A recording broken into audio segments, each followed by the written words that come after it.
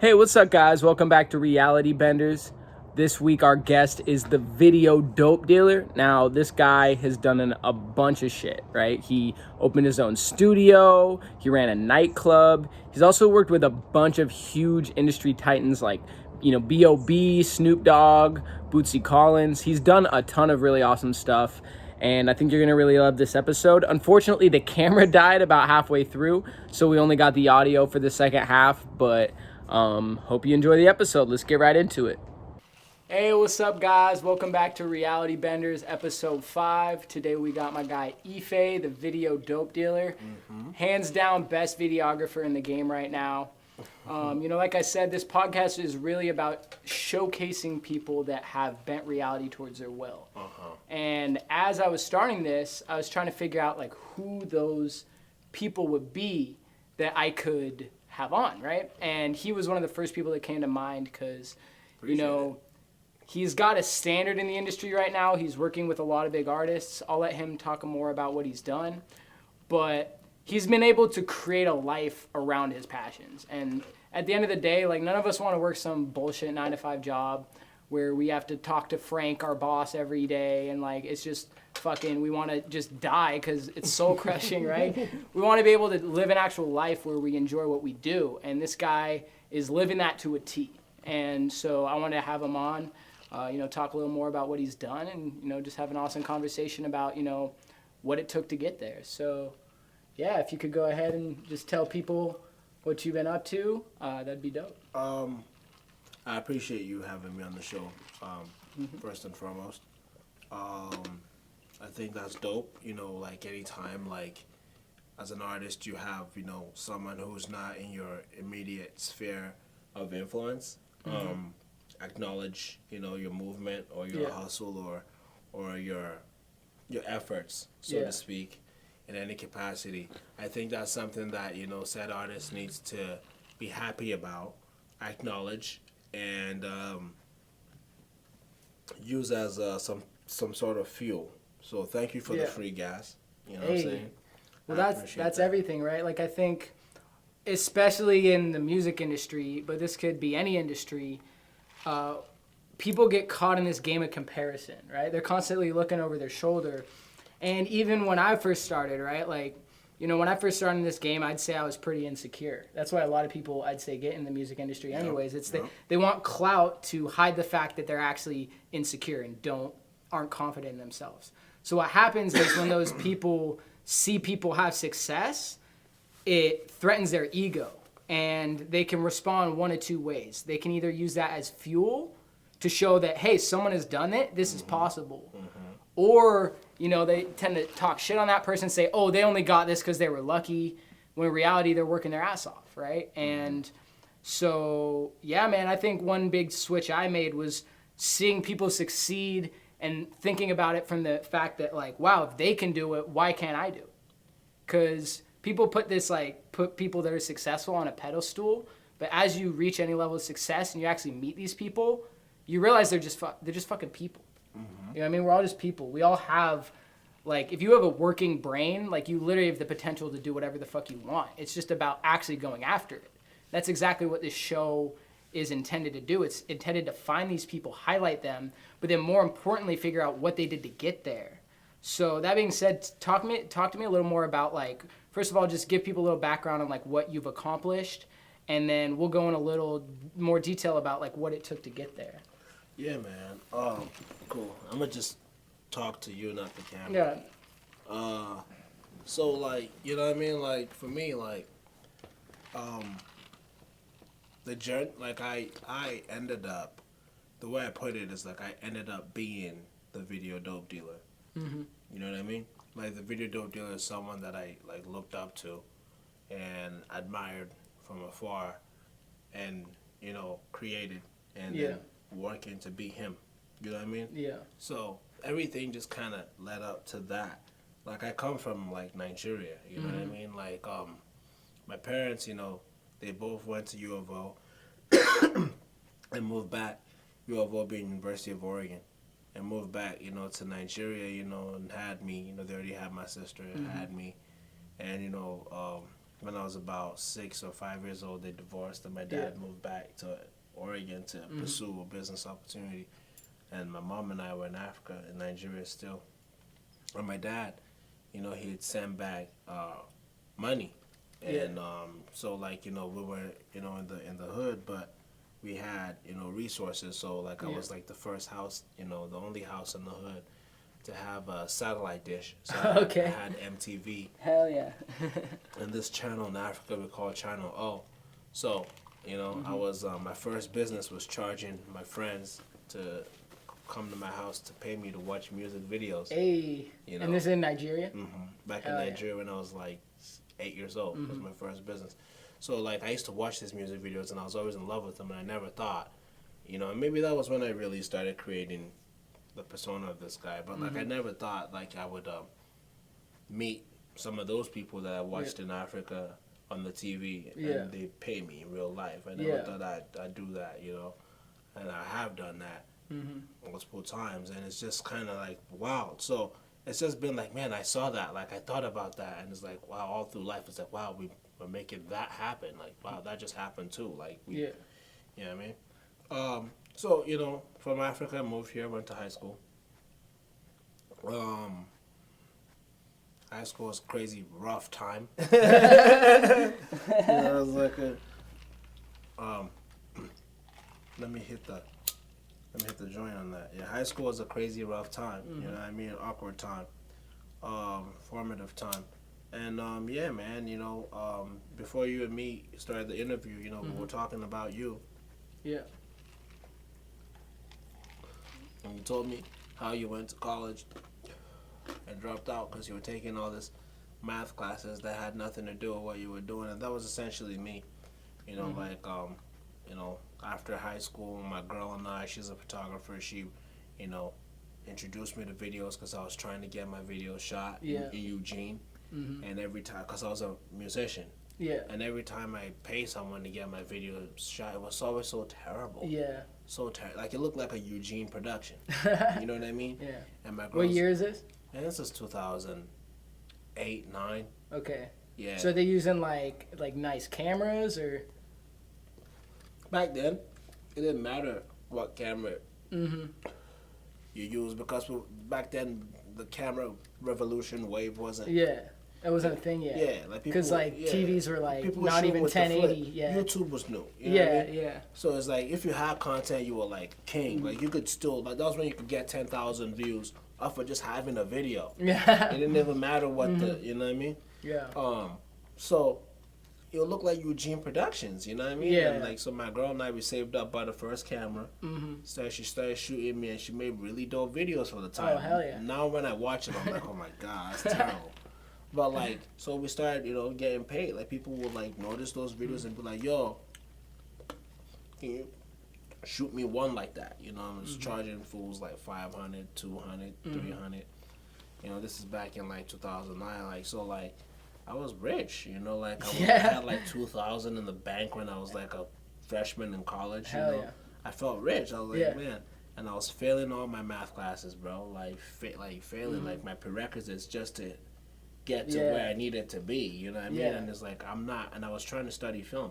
I'm like, I don't need, like you said, like, calculus. I don't need, like, none of that, like, you know, I don't need any of these math classes or chemistry or whatever. You Such an outdated system. It's just so outdated. And I was like, so the day I dropped out, I remember I was sitting there, and I got a text message from a client of mine, like, I just deposited $500 in your account. Yeah. You know, and I'm like, what am I doing here? Yeah. Like this month alone, I made like 3 bands, like, in my community shooting music videos. Like, what am I doing? So I walked out. That was the last day I ever stepped in the classroom. Yeah. Well, that was really similar to what happened with me, right? Like, you know, when I was starting my sophomore year, at the same time I started my first business, which was like selling, you know, like musical instruments on Amazon. And I was getting them sourced from China, paying like, you know, $2 to get it made, and then shipping it over here, selling it on Amazon for $15, and then Amazon takes their little cut, and then I make like $9. And if you get it ranked in their algorithm, you know, think about everyone, like a tambourine, for example. Think about everyone in the United States that needs a tambourine. about 70% of them are going to check Amazon. So if I'm ranking number 1 for that product, I'm getting like, 1,000 plus people a day seeing my listing. And even if 1% of those people buy, I'm selling like 10 to 20 a day. Right. And I'm making like $8-9 a unit. So I'm sitting here like, I just took a business calculus class, and no one in this class can tell me why this information is relevant. They say it's relevant because it's a prerequisite to get into business school. But I'm like, well, I just literally took a course online that's a lot cheaper than this class I'm taking, where someone showed me exactly step by step what they did to get there. Right. I repeated their process, and now I have a business making me money. Right. What the fuck am I going to school for? Right.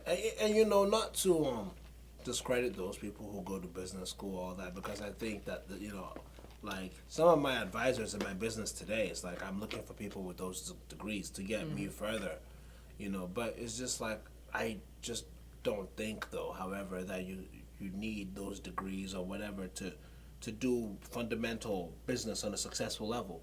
Because when you talk about business on a successful level, you're talking about percentages. It's just common sense and having the will to follow through mostly. So I agree with you. So I was in that situation. I dropped out. Started a company that I still. The videography company right now. In the company right now. And that's called Video Dope Dealer? No, that's Artistic Outlet Media.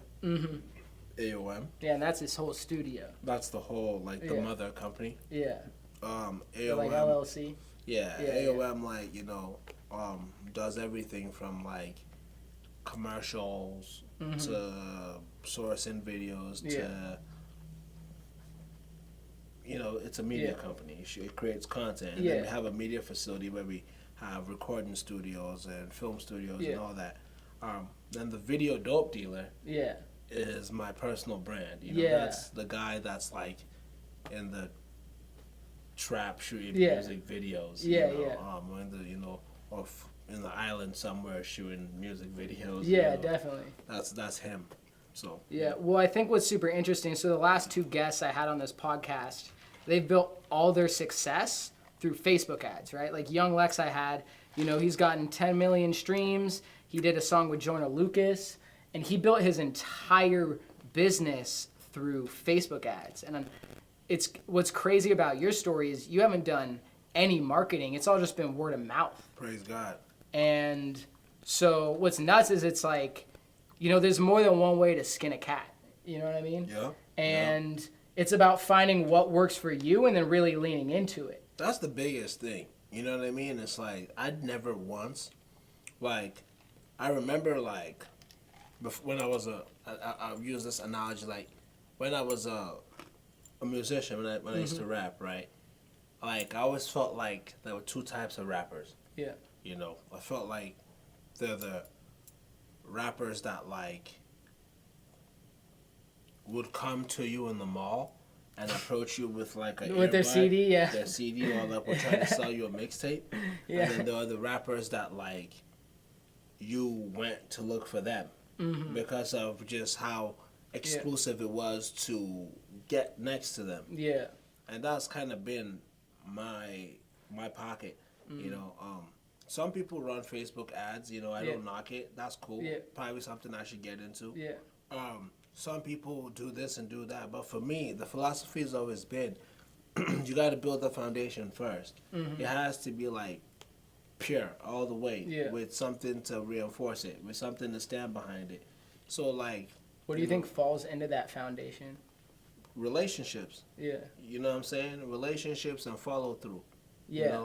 It's like if you go to my community, anywhere in my community, I take pride. If you ask about me or you say my name, they'll tell you, we know him. We know what he does.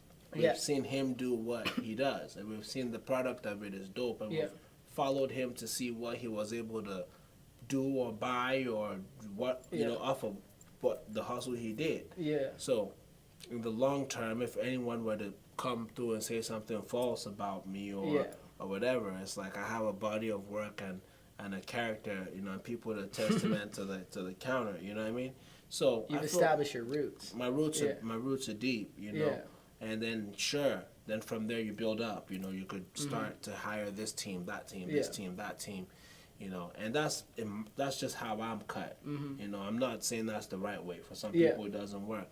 You know, there are other people that like straight to it, man. They're like on the Facebook ads. They're like buying the bots to boost numbers. They're, you know what I'm saying, paying for the promo, doing this, doing that, doing that. And it's all good, but at the end of the day, it's like if that's what you start with, when the money runs out, if the money were to ever run out, you know, it's like everything you built was based off of that, off of the understanding that it was backed up by strict money, not off of love or equity. Well, one thing that I find super fascinating is I think you got to know why you're doing what you're doing. Like, why? What is the goal? Like, the goal can't just be to be successful. Like, I learned that, like, when I was living in Eugene and I was doing music and my business full time, I reached a point where, like, I opened up for some bigger artists. Like, I remember I was, like, opening up for Waka Flocka, and at the time I was making, like, about, like, 12 to 13 grand a month passively on Amazon. And I thought I was the shit. Right? And you can tell me anything. And the problem is the actions I were doing were completely to try and impress other people. And then when I got that success, they didn't give a shit. Right. Right? Like, they're worried about their own life. They're worried about paying their bills. They're worried about what their girlfriend said to them this morning when she was bitching at them. Like, their own dreams. And the thing is, but here's the thing, though. I found that people do give a shit. It just depends on how you built it with them. You know what I mean?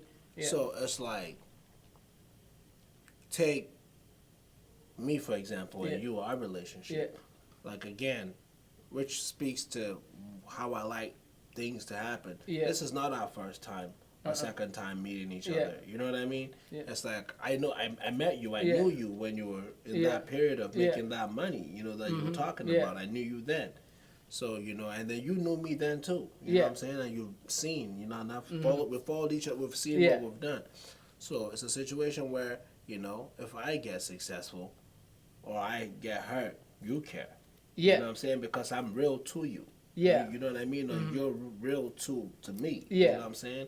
I'm invested in your podcast now. I want your podcast to get 1 million streams so someone could go through it and be like, who's this guy? And recognize what I'm doing. Yeah, exactly. So, you know, that only happens, again, to people who have built what they've built, you know, without enough brick and mortar, you know what I mean? Like, touch hands, kiss the babies. No, the work is the work, but it's the connections and the relationships with it is what makes things, in my mind, like, last long.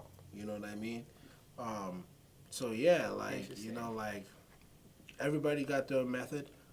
I probably should start buying ads now because I feel like I've hit. We can talk more after this. I'll show you some shit that I think. Man, let's talk about that because I know that's your thing now. Well, like, to kind of stem off that, like, I was having this conversation with this rapper Eddie today, Eddie Rockwell. Go check him out; he's killing it. And we were talking about how like it's about actually providing real value, because anyone that's serious and actually successful values their time because their time is valuable. Straight up. So if you walk into a situation going, what can I take from this person? If that person is actually successful and actually making moves, they're going to be smart enough to know that, and they're not going to fuck with you. Whereas, like, if you come in and go, what does this person need? And you give it to them, it's like a bank account. Like, I can't expect to make a withdrawal if I don't also make a deposit. You know, and that's crazy that you mentioned that because, like, that's, like, so prevalent. Like, you know, in Eugene, like, I have the only studio here, like, that's like this. And naturally with that, you know, comes, you know, certain amount of people that come through and want to be a part of what's going on or whatever. But they saw something on Instagram or saw something, they thought it was cool, thought it was easy. But it's like, they come through with like, man, you know, I've always wanted to do what you're doing, bro. Like, I've always wanted to do that, and I just really, if I could come around and learn, and, you know, like, you know, and it sounds good, too. Like, to them, what they're saying sounds good. You know, like, if I could come through and learn and help you out, you know, then I could, you know, just learn some stuff. and move on. Is that good? That kind of just went. You know what I mean? I was like, then I could Yeah, we're learn some. good. I could learn some stuff, and I could do my own thing or whatever. And it's just like, to me as a business owner, what I heard in that whole conversation is you would love to come in and use my time, my resources, my experience, and my goodwill to better you, so you could chase your dream. Okay, I get that. That's fine. You should do that. Everyone should do that. But since you want to draw so much from this thing that you're seeing in front of you, Yeah. what are you willing to put back Yeah. into this well? Yeah. And automatically, being that I've been up in a position of like that in this city, I'm able to just like sift out a bunch of people immediately just off of that interaction. The first time you It's meet just them. like, man, it's like, okay, did you ever do some homework and maybe come through and be like, man, I noticed that your business does this, or you do this, or you don't do this, and maybe this is something that I can help you with, or I have this skill set, and I'm just looking, you know what I mean? Yeah. So, yeah, man, that's very interesting that you brought that in, that with the conversation you were having with your homie. That's the number one biggest like knock that I see, you know what I'm saying, in relationship building, is people not understanding that things are two ways, and that would fuck up a lot of shit in a small town too, because not everyone has that business mentality. They just want help. Well, I think when you're in that initial startup stage, there's this inherent selfishness that comes from just, you're just getting started and you're trying to figure out, what the fuck do I do? I need all this shit. And where it switches and you actually start seeing success is when you understand it's like, dude, one connection can change everything. Like, I literally had a song that had 1,700 views. One of those dudes just happened to be some guy in Cuba, right? That guy in Cuba showed it to his friends who were DJs. Those DJs fuck with me. We collabed.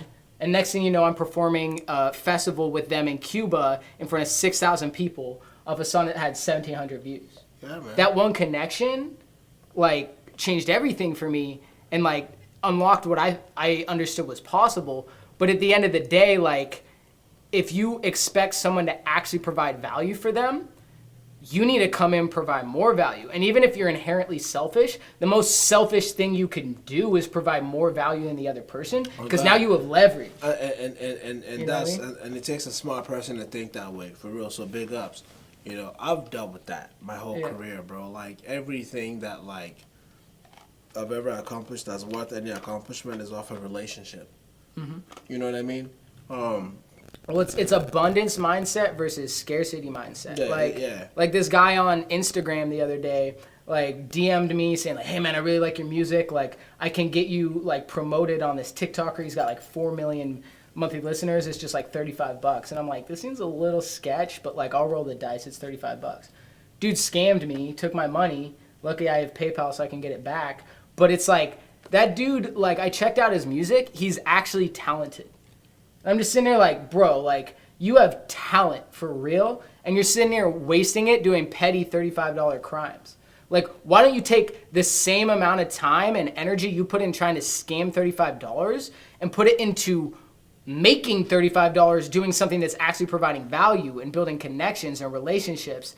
And you could blow up if you did that. But well, the thing about that is, like, again, people like that can't blow up. You know what I mean? It's not, and the reason they can't blow up is not because the music is not good, or they don't have talent, or they don't, or they don't have a fan base. They can't blow up because, like, inherently that's who they are. Like, they're scamming $35 from people.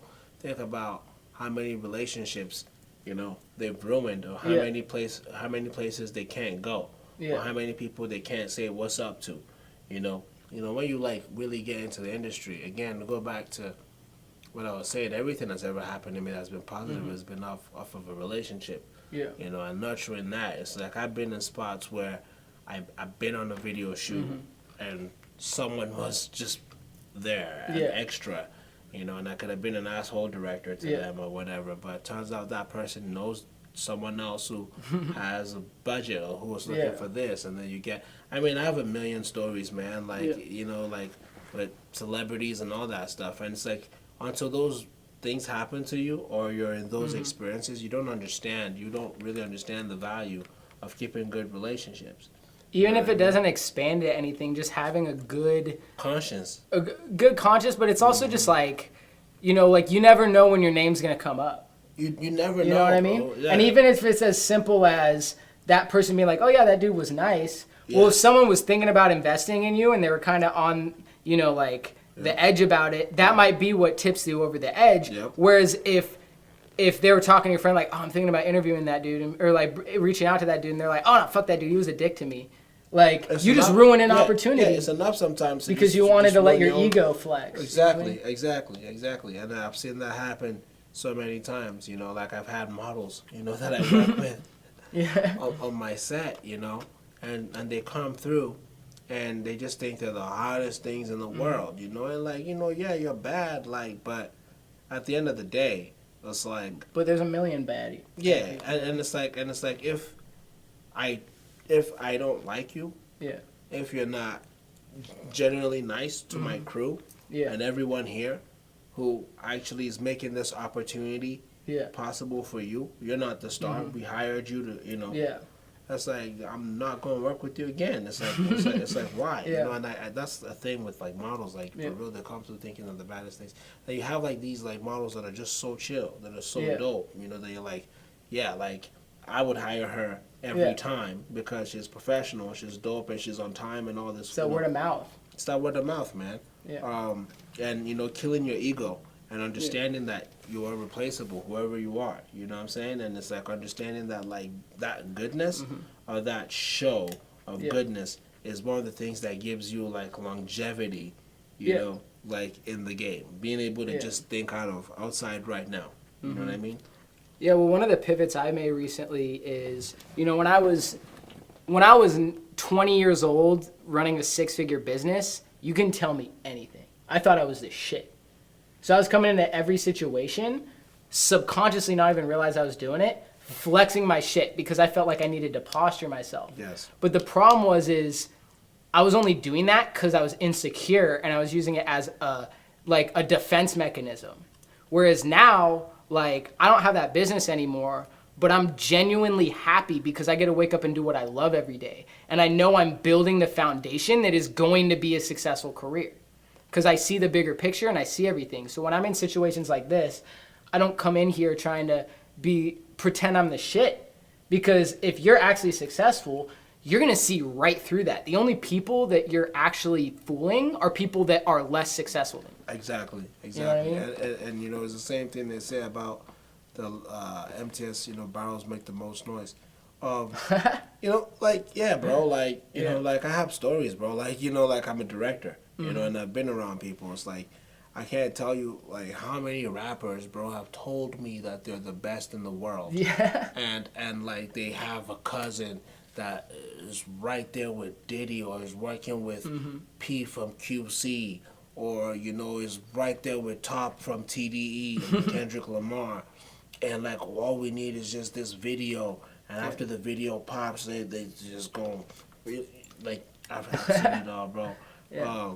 And I've been around rappers, too, that, like, you know, I've done everything. You know what I mean? Like, that have the Lambo you know, right now. You know, and all that stuff. And it's like, yeah, man, like, a lot of things in business and a lot of emotions and phases that we all go through, even though sometimes they're whack and they're dumb, some of it is necessary. You know what I mean? It's like, me too. Like, I could take a leaf from what you said. It's like, yeah, like I had this studio, this whole thing you're seeing at like 23, 22.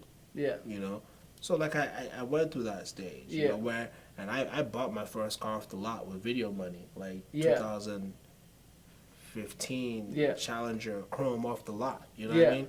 I did all that. I've been there, you know what I mean? And I was flexing that. And it takes you meeting someone that's more successful than you and just living life. I'm like 31 now. Just like living life to realize, oh, I was a fucking idiot. Like, then. no one, it doesn't matter. Like no one asked me, you know, before, like, no one was like, yo, what's up? And I'm like, oh yeah, you know, like when I picked up my $8,000 chain last Tuesday, you know, in Thailand because I was just there. It's like no one asked you that, you know what I mean? And I've always felt like, and I've come to find out that it's just doper when you let people find out and you let them say that about you because they seen it, you know what I mean? Because so, but you know, then again, bro, like nobody's perfect. Yeah. You know, like I've had my idiotic moments. You have. Everybody has. Like some shit, you just gotta go through it. Yeah. And make the adjustment to be like, oh yeah, like next time I'm up, next time I'm rich, next time I'm successful, like nobody's gonna know about that shit. Yeah. You know what I mean? Or it's whatever. Or I'm a flex again. You know it takes it takes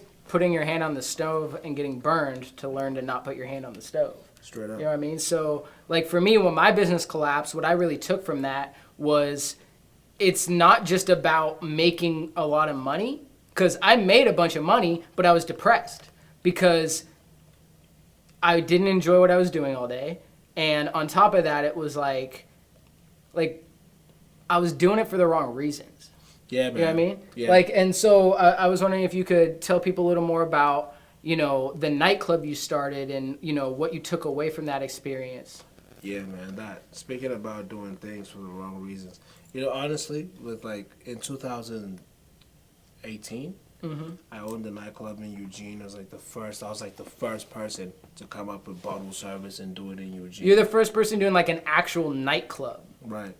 Like people have bars. Like there's all these college bars. With the Maseratis and Ferraris in the front. Yeah. You know what I mean? Where the real people came through and spent, you know, $5K.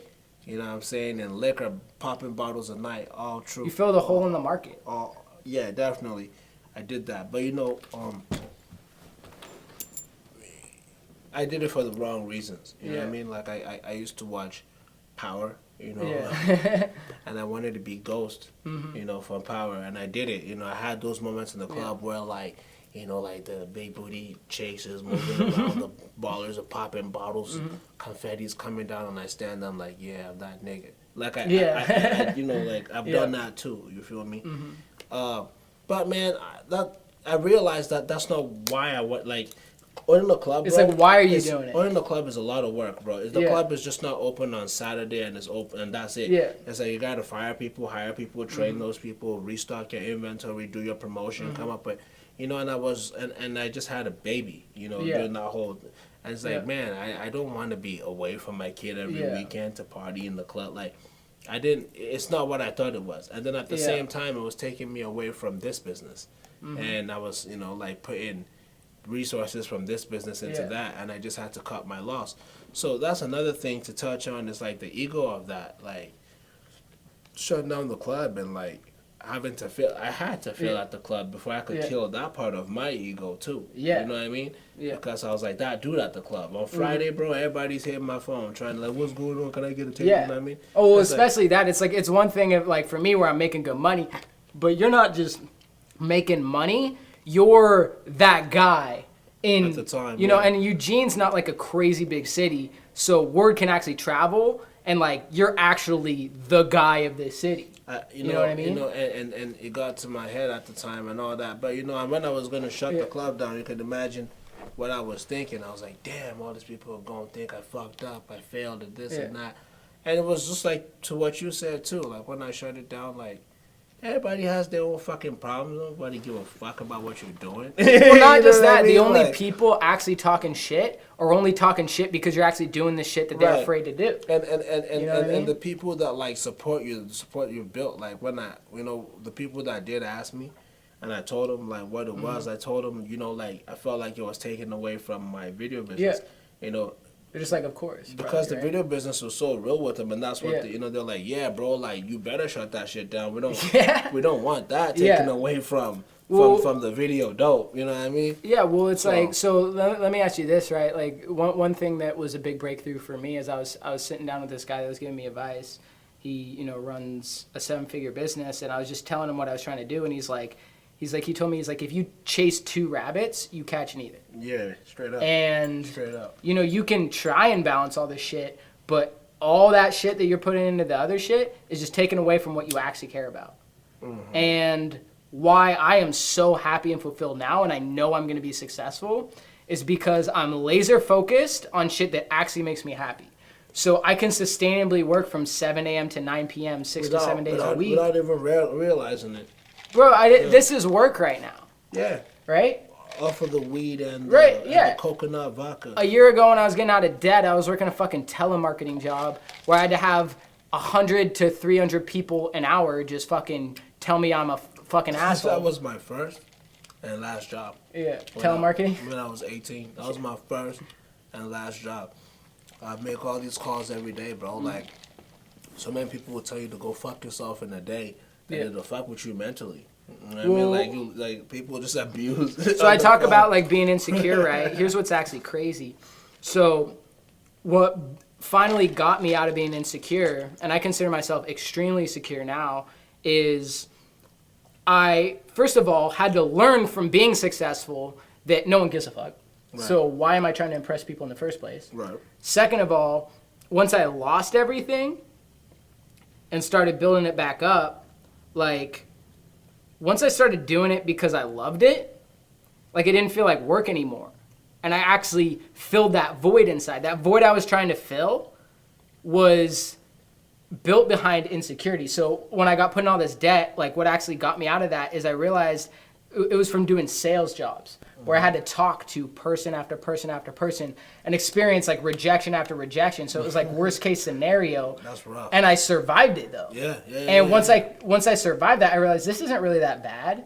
And it really made me understand, like, stop fucking doing things to like impress people. Cause like, who the fuck are they? Straight up. You know what I mean? And once I started doing things to impress myself, I started holding myself to a higher standard. And then when it comes to what impresses me, well, it's doing something I actually enjoy. I'm trying to be a rapper. Most people would look at that and be like, bro, you're going to fucking fail. Right? But I know I'm going to win because I've already won. What is success? For me, it's the continual pursuit of a worthy ideal. Well, what's my worthy ideal? It's closing my eyes, figuring out what would my ideal future be, waking up and creating it. And I went from not being able to play a gig at all to like, this was like the first like real like cool gig I played was at this studio a couple years ago in front of like 45 people. And I thought I was the shit to playing a gig in front of 6,000 people. And like, once I played that gig in front of 6,000 people, even though I was only, you know, a featured act, I still made that shit happen. And I went like, oh shit, like if I can make this happen, what's that bigger level that I can't see right now that once I accomplish it, I'm going to be like, damn, I can't believe I did that. You know what I mean? So now that it's around something I'm actually fulfilled around, like I'm way happier, even though from the textbook definition of success, I'm technically less successful. Right. You know what I mean? Right. Like I'm actually happy. That's the real fucking metric. Right. Not fucking if you have a Lambo. You know what I mean? Like it depends. Yeah. It depends. It depends on what your metric is. Yeah. You know what I mean? Like for me, personally, like my biggest satisfaction, which is also my biggest gripe, is helping people. Yeah. You know what I mean? Because it's like so double-edged. It's like, you know, like you help people and you do that, you know what I'm saying? And it's like the sweetest thing for me. It's like paying someone. Yeah. You know what I mean? Like creating a job. You know, I've helped so many chicks in the community become models. You know what I mean? Yeah. And so many people become actors and, you know what I mean? Like give them their first roles and stuff. Yeah. And, you know, continue to support. It's like the dopest thing ever. But like at the same time, it could be like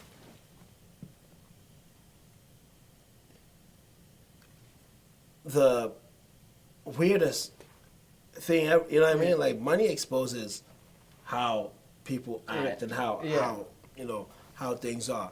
But for me, the sweetest success is, you know, like being able to put money back into your community, and doing that. I don't think showing off necessarily is terrible if you worked for it. You know what I'm saying? Yeah. It's like if I applied my skills or whatever and I bought a Lambo off of it, like shit. You know what I'm saying? Yeah. It's like, well, I agree, right? I think that if you achieve success, it doesn't mean you're not going to enjoy having materialistic aspects of it. I'm just saying if you're doing it only for those reasons, only for those reasons, you're going to be miserable once you lose the satisfaction of that. Exactly, and it's going to be short-lived. It's not sustainable. Yeah, and it's going to be short-lived. Yeah. You know what I mean? Exactly. That Mercedes is dope until you've driven it for 6 months and you're used to it. And you can't, You know what I and you don't have the real legs to pay for the oil change of it. That's what's crazy is it's like, one big thing I've done is like cut back on all my expenses. And the way I see it is it's like, every $5 that I take out to, buy extra food, or, that $50 I spend to get the nicer pair of shoes, that's $50 I could have invested back into what actually makes me the most happy, which is performing shows and making music and investing in bigger features with artists that I, look up to. It's a balance, though. Yeah. It's a balance, though. I found, like, it's like, with me, it's like I'm a businessman first. Yeah. And it's like I, use my art to pay for everything I have. That's a lot of shit. But, it's not, like, for me, I found, I had those, like, times where it's like, I used to be like, oh, man, every dollar I had to make sense. And sure. But one thing you realize is as long as you're in motion, as long as you're in the right motion, money comes and goes. Yeah. And again, everybody's package is different, but for me, it's like you got to understand who you are and what your package is and what that what that is doing. Yeah. Like, for me, money is like, I use it to live, but I also use it to put back in my business. But I gotta live too, because living. How do you find when? Living is part of, like, the fuel, part of my passions in life that keeps everything else. How do you know going. when is to spend money on living versus when to invest it back? When your spirit tells you, bro. You know what I mean? Just intuition? Yeah, just intuition, because it's like you could save money and try to save money all the time, bro, but it's like, okay, for example, me, like, this is close to home, right? Like, for the longest time, I've always had jewelry. I've always bought jewelry. Jewelry is my thing. But for the longest time, I didn't buy my VDD piece. You know what I mean? And it's like, I always wanted to buy it. And I was like, man, I want to, like, put money on a piece, but I know I didn't want to use cheap gold. I wanted to use the right shit. It was going to be, like, a decent amount of money. And it's like, I always wanted to buy it, but I couldn't justify why I take money and go buy 2 pieces of, because I wanted to buy 2 VDD chains at once, which I did. And, like, I couldn't understand why I couldn't justify that, but my soul wanted it. And one night I went out and one of my fans ran into me and was like, bro, it's like, man, I can't believe that I ran into you. It's always cool. I follow you on IG. I always wanted to meet you. But I got to tell you, I'm kind of, like, disappointed. I thought you would have a change. You know what I mean? And, like, but, and that's something ordinarily if someone said to me, I'd be like, who the fuck are you? But I could tell that this person was so tapped into my brand. Yeah. You know what I mean? So tapped in because they said certain things that I was like, man, I feel him. And I'm not mad at that because I fucking feel the same way too. Yeah. I'm like, man, I should have bought the fucking beat. You know what I mean? So it's like, for rappers, I tell rappers all the time, it's like, if you're going to rap about certain shit, you got to live it. You got to live it. You know what I mean? Yeah. If you're rapping about gangbanging, then you gangbanging. You know what I mean? That's free, so go do that. You know what I mean? If you're rapping about doing business and having a smart business, better fucking practice business. Yeah. You know what I mean? If you're rapping about flexing and popping private jets and shit, better be doing that. And if you're not doing that, you don't really have much to rap about. So it is a good balance of, like, I have $1,000. I am this body that does all these things. Sure, I got rent to pay or whatever, man. But, man, it's like, I need a mimosa with some fucking steak. Yeah, sure, I need to get that because that's how I feel right now. And if it's not going to kill me or break me, it's like, that's what I need because it's all part of living. Yeah. You know, you could die. Well, you could argue that is investing in your business because it is, man. It's cultivating a certain energy that you then use to plug right back in. Exactly, It's bro. a fuel source. It's a fuel source, but that's bro. different for each person. It's like I could sit here, bro. I could sit here, bro. And, for this interview you pulled up, I could sit here and I could have, like, regular Hennessy. You know what I mean? And it's cool. Like, no, but we have VSOP. Yeah. And somewhere in your mind, You know what I'm saying? Even though it's not obvious, when you pulled up, you expected the video dope dealer will have VSOP. It's a brand move. Yeah, you didn't think I have like what's a cheap like Black Crow, Four Loco or some you shit. didn't think I would give you Four Loco. You know, you're going to sit Privilege Hennessy with me. Yeah. You know, and it's like that's part of my brand. You know, like sure, it didn't relate to direct dollars, but that's part of it, and it does relate. Well, that's a self-awareness thing, I think, right? Because like, for example, with my brand, like, and I'm still developing it. I wouldn't say I've really figured it out yet. Right. That's kind of what this podcast is part of, is developing that branding aspect, getting people a better look at who I am. And I'd say who I am is the type of person that's very financially literate, super educated on emotional intelligence, and this is what I'm really trying to develop, because understanding how to master your brain is the key to happiness. Right. And I think for me, at least in the part of my career I'm at, it's investing every dime you can. Right. Because I haven't reached a point where if I took out any money I'm making right now, like, I'm not making any money. That's facts. Right? No, that's you know facts. I mean? That's facts. And you know, like for me too, I have to put that out there. Like I've been in situations where that was what was pivotal in my career at the time. Because like, you're young too, bro. Yeah. Like, how old are you? I'm 23. Come on, you're young. That's when I started. Yeah. When I started, I wasn't buying jewelry or doing nothing. You know what I'm saying? So you got to reach that level. You got to reach that level. So I'm on a different level. I'm 31. Yeah. So it's like at my you've earned it. At my stage, if I can't eat the fruits of my labor, what are you doing it for? Then I fucked up somewhere along the lines. Yeah. You know what I mean?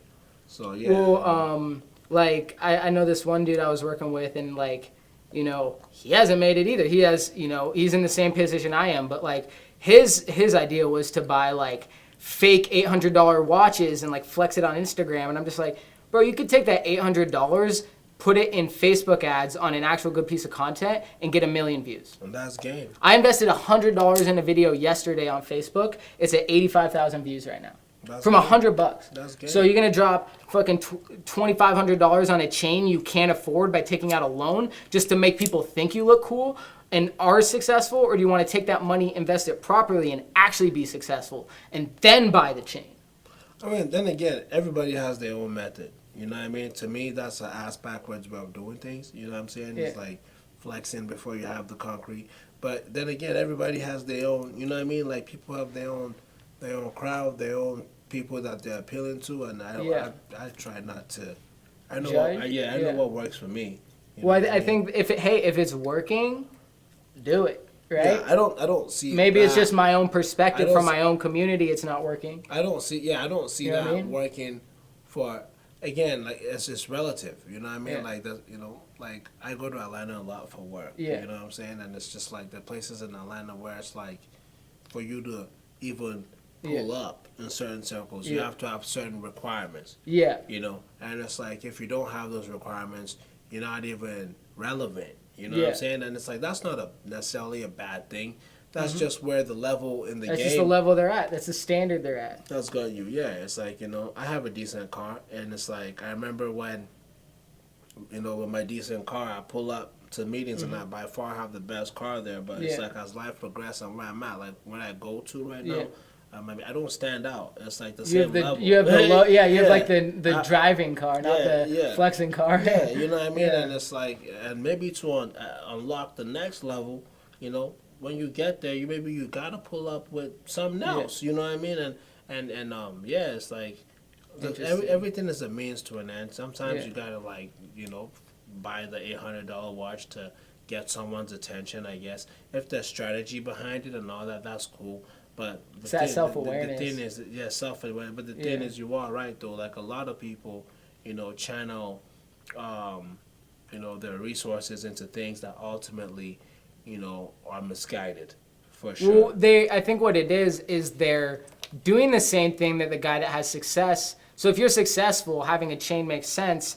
Being in a circle where they value that because it shows that you have reached that level. It's a different pedigree. Exactly. But if you're I call these evidence of the hustle. Yeah. You know, there's stories directly. But you already earned that success. Yeah. Whereas if you front as if you already have the success as a way to get the success, well, you just used all your resources to look like you're killing it. When in reality, even if you look that way, when you get in a circle, they're gonna be like, well, what do you bring to the table? And And you're like, what, though, this chain? But ultimately though, the way I look at it, and this is just me being real, that's not my problem. That's on them. Because people that do that ultimately get exposed. And when they get exposed, they're the ones that have to stand there looking stupid. Stupid in the mix. You know what I mean? Yeah. And that's why that's never really been my philosophy of being, how I've moved about my career. So. Well, I can also see the perspective of like, if you come from nothing, to be able to show you have something is like, it sends a message. So I can see that part of it too. You know what I mean? But like at the end of the day, like I think it is just that self-awareness. Yeah. Everybody, what works for everybody is different. Some people, bro, thrive in doing like shitty shit, and that's just them. You know what I mean? Not everyone is on the light side. Some people are on the dark side. You know what I mean? Like, and some people, bro, would could just never do anything. Like if they try to flex or do something, it'll backfire on them because their following is just totally different. You know what I mean? Yeah. They got to be modest. Some people have that. Like some people have that.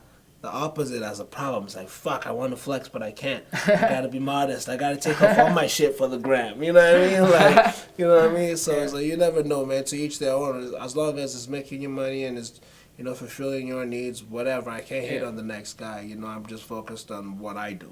You know what I mean? Yeah.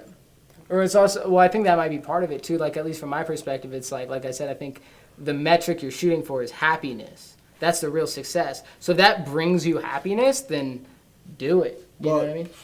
That's what you're shooting for. Not everyone is shooting for. Is shooting for happiness? No, not everyone. Do you think that's smart? It depends. I can't speak on what's smart to someone else's life. Like for me, like what I'm shooting for is not necessarily happiness.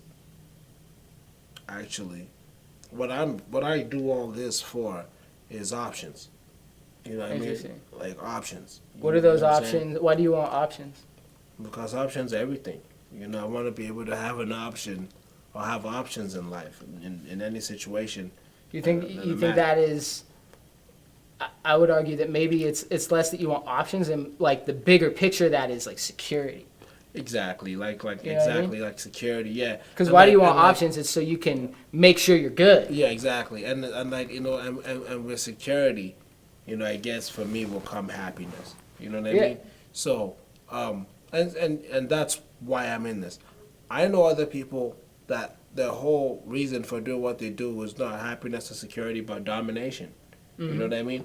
I know some people where it's not domination, it's spite. Because someone else did this to them and they're trying to get back and flex on that, you know what I mean? So when I used to work at LA Fitness as a personal trainer, and I got mentored by like the district vice president there, and our job were to get people to do personal training. And he started to teach us like that everyone's decisions stem from a root cause, right? So the reason why people chase success in whatever career field comes back generally to something that happened to them when they were like, a kid. Right. Like for example, for me, one of the main reasons I chase financial security is because my parents aren't, or at least not at the level I want to be.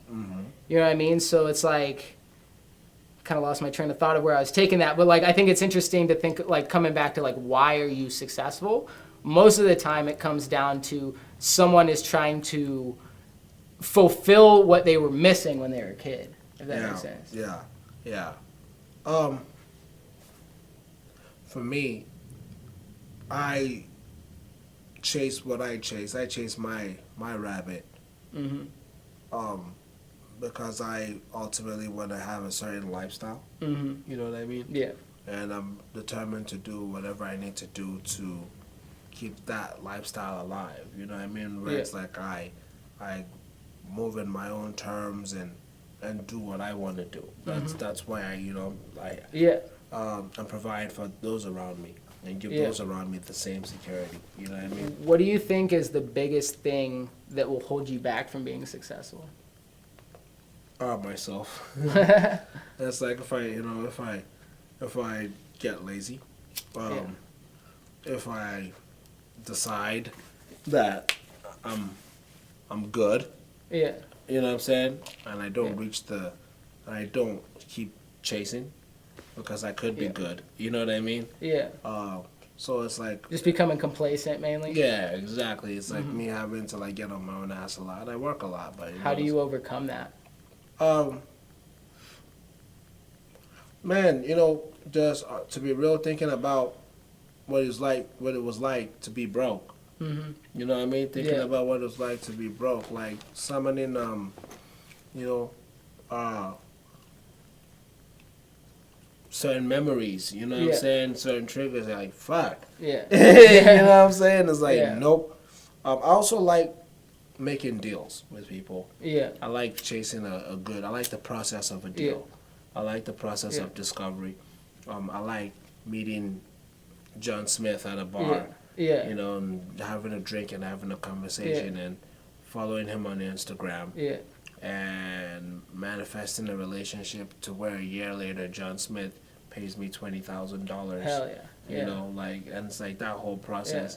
I knew it was gonna happen from when I met John Smith. That's a game you like to play. And I just I played the long game. Yeah. And then ultimately I gave John Smith what he wanted out of it. Yeah. And I helped him out too. And then he can go, and anywhere he hears the name Ife on Video Dope Dealer is gonna look and be like, yeah, no, he was a real nigga. Yeah, well, I think what's interesting about the brand you've created is it makes a statement, right? I have this quote that I hung in my studio when I practice every day. I read it, and it says, "Get so good you can't be ignored."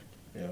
And I think you're the epitome of that, because when you see the quality of your videos, when you see the fact you have a studio, like, you literally can't deny what you've made. You know what I mean? Yep. And I'm recording this as you're saying it because I was so flattered by what you were saying. And yeah, no, I subscribe to the same thing. Getting so good you can't be denied. I don't pick up the camera as a game or a joke. Yeah. You know, I know there are directors out there that, like, they don't even practice for their shit. They just pick up the camera and they go, that's never been me. I play for keeps every time I'm out here. Well, your quality is at the level where it's like I said, it speaks for itself. And the fact that you've been able to build an entire brand strictly off of word of mouth shows that. Mm-hmm. And so I'm telling you, like, I would challenge you, and we'll talk about this after. Like, I think if you can add, like, the power of targeted marketing on top of that, considering you already have the resume and you already have the content to promote, like, it could even expand it to another level. No, I mean, I'm there. You know what I'm saying? And it's like, I already, like, think about that. That's the next phase of what I want to build. So where do you see taking this to? Like, what's the goal of Video Dope Dealer and, this media company essentially you've built? Like, where do you want to take it?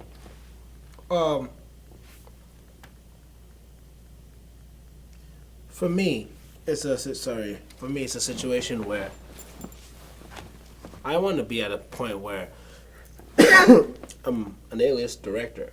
You know what I'm saying? I want to be an A-list director. Yeah, it's like I want people to, record labels and artists to talk about when they're making their planned rollouts, to be like, oh man, we have, 16 songs on the album. We got to shoot 4 singles. Yeah. You know what I mean? And it's like, okay, we want like Colin Tilley for one. Maybe we might want Hannah Davis for the other. We definitely got to get a Video Dope Dealer video too, though. Yeah. You know what I mean? Yeah. Be involved in those conversations. Yeah. I want the freedom to, kind of do what I do already. Wake up in the morning, check my emails, see who wants, see what jobs come in and see which ones I want to take. I do believe that my operation can get more targeted. My campaigns can get more targeted. Towards what? Towards, specific markets, specific genres, specific people. Oh, like music videos? Or?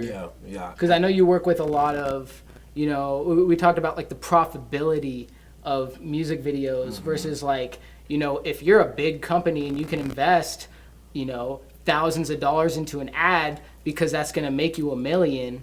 Like, do you see that as somewhere you want to go to, or do you want to stick it more in this industry? No, I mean, like my mother business artistic outlet, we shoot corporate campaigns, for sure. We do a lot of corporate campaigns. And my goals in the music industry will be the same for the corporate industry. It's like, companies thinking, man, we need a dope-ass ad. We need a dope-ass campaign. We got to hit up Ife. Like, we know we can depend on his creativity and his ability to deliver every time at a good price point. Yeah. And that's what I want. I am in the process of building a team. I understand the importance of building a team. I want to do that. Again, it's all about looking for the right fits. It's all about, because it's like I've been in this game for a long time. Yeah. You know what I mean? I've met Yeah. so many people, and it's like it's tough to get in bed with people because, in my experience, everyone tends to underdeliver, or Yeah. they're like in it for themselves. You know what Yeah. I mean? Well, it's like you can't expect someone to care as much as you. For So, your brand. you know, you can't expect someone to care as much or work as hard as you for your own brand. So you have to provide enough incentive where it makes it worth it for them to put in the amount of effort, but at the same time is still profitable to you. Exactly. So that's the tough balance in the, like, you know, code you're trying to unlock. And yeah, man. So what do you see is gonna get you there? Like, what do you think will get you to that level? Honestly, just the same things we're doing now. I think branching out and making my own content. Yeah. Like for the longest time I've been a hired shooter. Yeah. It's like I don't really do anything Yeah. unless someone pays me to. Like I'm working on other people's projects. This year, before the COVID, during the COVID, I made myself proud because I started shooting my own stuff. Yeah. I want to shoot my behind the scenes. I want to shoot my own content. Do things where I discuss. Build up the personal brand. Build up my personal content, put it on YouTube, and develop my own followership, and do my own projects that is independent of someone hiring me or not. Yeah. That's where I see like the future of the video dope dealer brand. Yeah. Going, and just leveraging that. And, like, I'm down to build a team and do all that. Like I said, it just has to be the right direction, the right fit, the right people, with the right vision. Do you see yourself ever expanding into other business realms again? Or did you feel like having that experience with the nightclub made you want to just focus on this? No, definitely. Like, like, having that run with the nightclub was a blessing. Yeah. I learned from it, and I structured the business part of it in such a way that I didn't get hurt from it. Yeah. Like I just had to walk away from it, which was difficult. But it showed me and taught me respect for business, and it's like I definitely would get into another business. Yeah. This time I just know before I get into another business, I just know what you're taking on. What I'm taking on, what to expect, and before I do that, like I want to like make a lot more money doing this first, because you gotta have like super staying power. But I'm not looking for anything extra right now. I think there are always things that happen naturally in business that you grow, like with just having this facility. I'm like 1 foot in the event industry because people rent my space for events. I'm 1 foot in the recording studio industry, because people rent this. I'm 1 foot in the photo industry, even though I don't take photos because people rent. You know what I mean? So I feel like there's like morphs that happen in just running your operation. But am I gonna stop this and go be a real estate agent anytime soon? It's like no, I don't see that happening. Yeah. So yeah. Cool, man. Well, before we wrap anything up, I was just curious if there's anything you want to plug. Yeah, a few things. Shout out to all my clients. Hey. Because they keep the bills paid. All the people that like support, all the people that go on the social medias, give the feedback, the people that recommend the business, the people that check in and say hi, the people that have fucked up and feel like they can't check in no more to say hi. You know what I mean? Yeah. We are here downtown Eugene, AOM. It's black-owned business, and woman-owned because my wife is my 50% partner.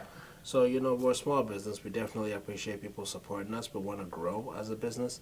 And we're at the point where like every project we take on means the world to us, and we put a piece of us in everything we do. And our clients see that, and that's why we've also been able to keep our doors open for close to 10 years. Yeah. So, man, the video dope dealer, here to stay, shooting the dopest videos. Let's go. Yeah. It's our first live podcast, too. So I had to do it with the best in the business, you know what I mean? Praise God. All right, cool, man. Well, we did it. Episode 5, Reality Benders, we're out. Let's get it. Yeah. Hell that was man. dope. We murdered that shit. That was dope. I think we lost the camera. No.